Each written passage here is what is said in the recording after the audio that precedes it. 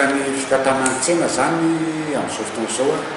dia ny délégué d'arrondissement no andraikitra ny fitantanantsena ary mba ialana amin'le mpivarotra amoron-dalana ho hiditra amin'ny mpivarotra ara-dalàna zany dia misy ny atao hoe carte de marchand. Io carte de marchand io dia mba ahafantarana io tena mpivarotra ara-dalàna ary karatra tsy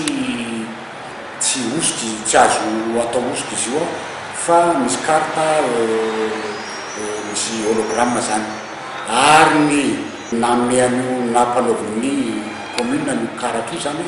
dia ny société Amétis.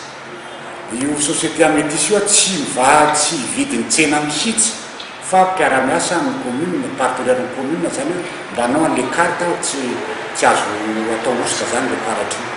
Ka diso zany ny filaza fa hoe ary misy miteny hoe amidy amin'ny Amétis ny tsena tsy marina zany ary miteny ny délégué au maire tsy hoe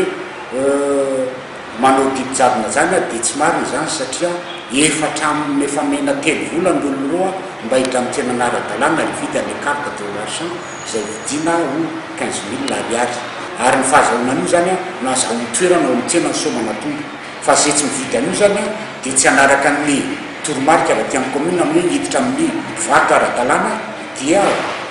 zay kosa ny lalàna tsy misy ambony lalàna fa zay tsy mividy io zany dia tsy maintsy ako zany aloha efa manambola mividy an'le carte de marchand izy dia miverina izy amin'ny toerana misy azy. Tsy marina zany la ny daty zany carte de marchand tsy hoe la ny daty zany fa iny carte iny tonga dia amin'ny mampivarotra azy dia mipetraka foana ohatran'ny